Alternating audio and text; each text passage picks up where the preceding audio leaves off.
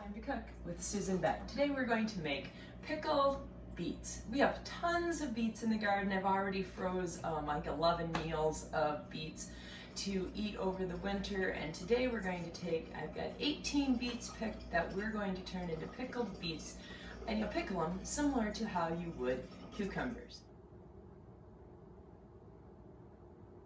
So my suggestion when you're going to can is to really get everything prepped and ready to go, and then everything just goes more smoothly.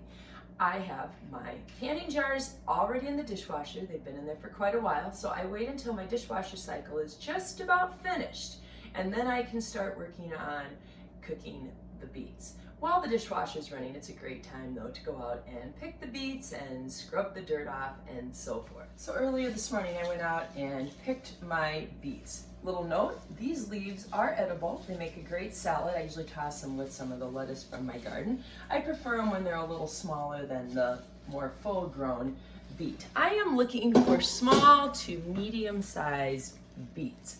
The larger ones will work, but the smaller ones are a little bit better. I mean, anything picked small, just it's just a little more tender. So when I get these in the garden like this, I either cut or twist off the tops of my beets, and then I'm going to scrub this in the sink. Here's my pan or bowl full of the beets that I already cleaned this morning. So notice, you know, there's still that little root end.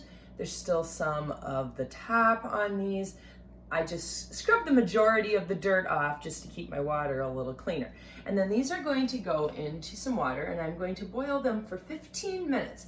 And then I'll put them into ice water, and the skins will just rub right off. It's just such a slick process with the boiling to ice. So that's part of what we need. Let's take a look at the rest.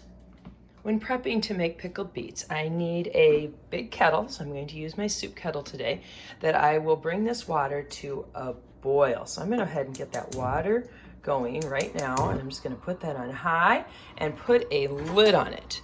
Okay, we've already talked here about the beets. We'll scrub that last one up in a minute.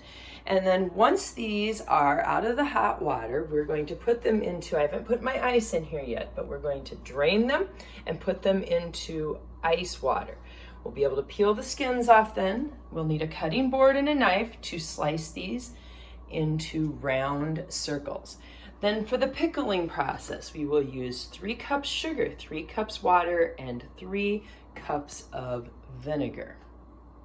It's also best to get your canning supplies ready to go as well. So I am going to use my pressure cooker, but I'm just going to use it for a hot water bath today. So I have filled it with water about halfway up, and I just need enough water in there that when I put in all of my pint jars, the water comes to the top and covers, just a small covering is all I need over every pint jar. My pressure cooker will hold 7 of these. So my goal today is hopefully I have enough beets and brine to make 7 pints of pickle. I have my wonderful, if you don't own these, you really should get some if you are into canning at all.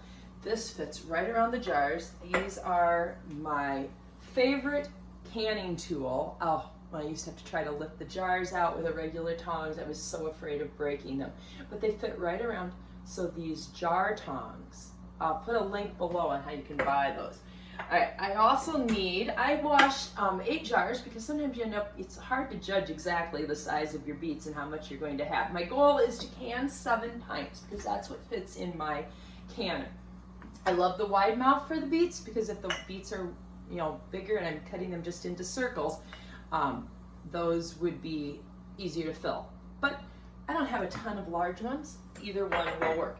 Okay, for every jar you need a lid, big lid or small lid, small ring or large ring. So I have all these things ready to go. The last thing I'm going to prep before we begin is I'm going to put all of these jar lids into a small saucepan that I will put some water in, and I'll just let these simmer because I like to let this little rubber part get just a little on the softer side, and they just tend to seal a little better. So just a little trick for canning. So I'm not going to turn these on yet because it's going to be a little while before I'm ready to fill my jars, but I'm going to have them ready to go. Again, preparation, then canning's really not that hard. Plan and organize.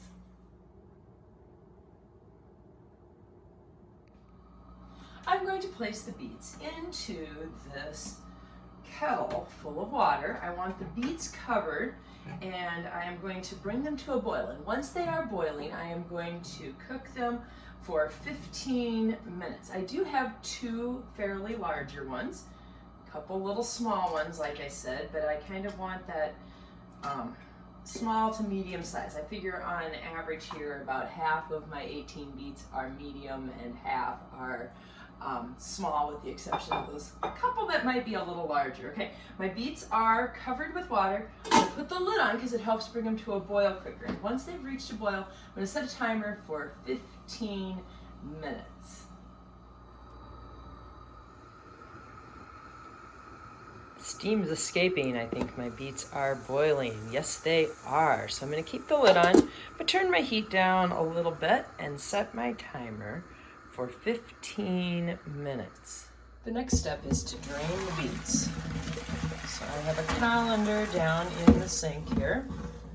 And I'm just pouring the beets into the colander and getting rid of all my very purple water. Now each of those beets needs to go down into this ice water. And I recently read that you should ice your vegetables for the same amount of time that you cooked them. Well, we cooked these for 15 minutes, so we should leave these in the ice water for 15 minutes as well to cool down.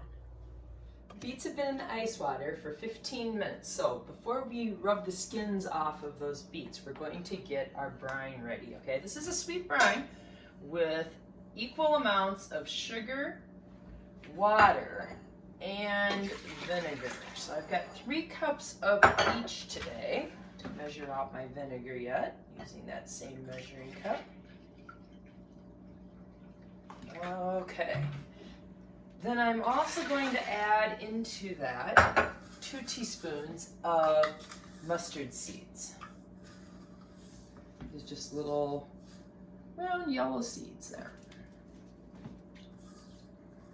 I'm going to turn that on, also to high heat, whoops, wrong burner, and bring that to a boil. Once we get to a boil, we want that sugar to boil for about a minute so that it completely dissolves, and then we'll be pouring that over top of our sliced beets. So back to the beets.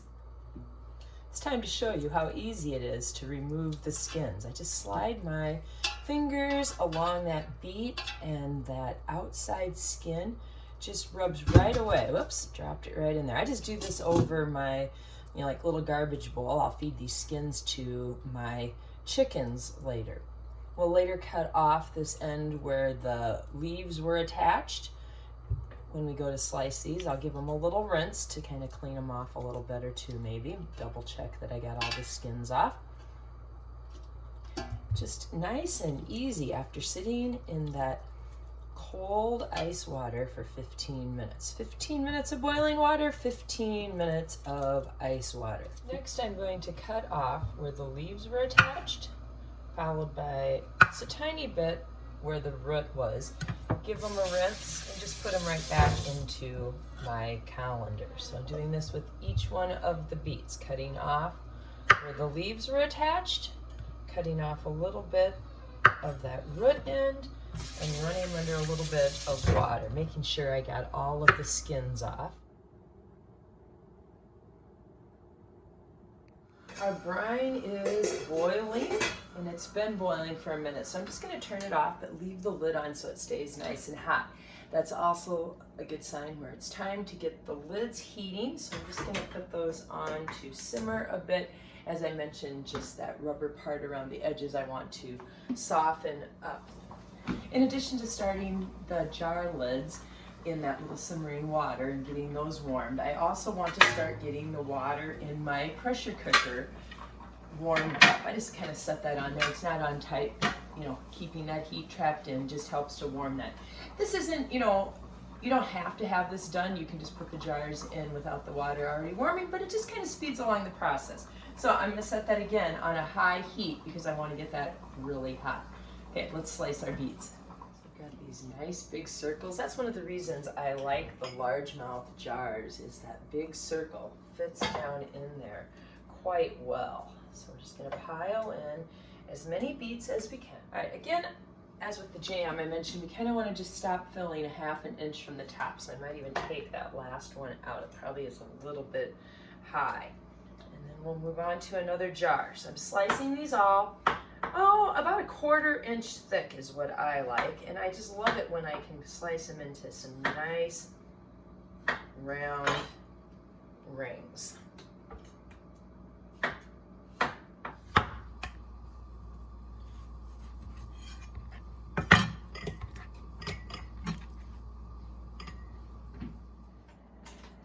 Now it's time to add the brine to each one of our jars of beets. This is what will make it a pickled beet. A little bit like making dill pickles. I have this little measuring cup, or a little creamer cup I guess it is, that I think works quite well for filling my jars. You could use a ladle as well for this. And we're just going to fill each of these again till that ½ inch mark, kind of where you start to see the grooves where the rings attach. So remember, this brine is sugar, water, vinegar, and a few mustard seeds. Before I add the rings and the lids, I like to just take a damp paper towel and just kind of wipe around the top of all of these, just making sure I can see, like, I'm picking up a little bit of beet there, making sure there's none of that sugar mixture on the top. I want my jars to seal, and anything that's in between the jar and the lid could prevent that from happening. Okay, so now remember, our jar lids are hot, so I am going to pull those out using a tongs. I got an extra little one there. I wasn't sure exactly how many pints I would get. It's always a little bit of a guessing game because, you know, beet sizes vary. And then after we have a lid on all of these, oops, that one's upside down, we will be adding the ring. So onto each of these goes a ring. I just get them started and then I'll pick them up. Remember, the jars are going to be a little bit on the warm side. They came out of a warm dishwasher. I hold a towel in my hand. It can be helpful for just really making sure they're super tight and then ready to go. Oops, I forgot the ring on that one. Ready to go into our canner. I want those on as tight as I can. So hold them with the towel so that you really give them a good twist. As you can see, all of these are turning just a little bit more. All right, we're going to use that fancy canning jar tongs that grips even these wide mouth pint jars so nicely. And we're going to just place all of those into the canner. Again, I'm doing a hot water bath, so I just want the water to come up over the tops of these. I want to put the jars in where they're not touching each other, but they can be quite close together, which they have to be in order for me to fit 7 of these or so into the canner. Okay, all 7 jars are now in, and I would say I probably have a ½ an inch of water over the top of each one of those. Here are my jars. We're going to add the lid because we want to keep that hot water in, and we need to bring this to a boil. And once it reaches a boil, we will hot water bath these jars for 30 minutes and then remove them. It's time to remove the jars. Again, using these great canning jar tongs. I just kind of tip them and get any water off the top of those lids. And we're gonna let these cool. Oh, once again, I will post the link on where you can get some of these jar tongs.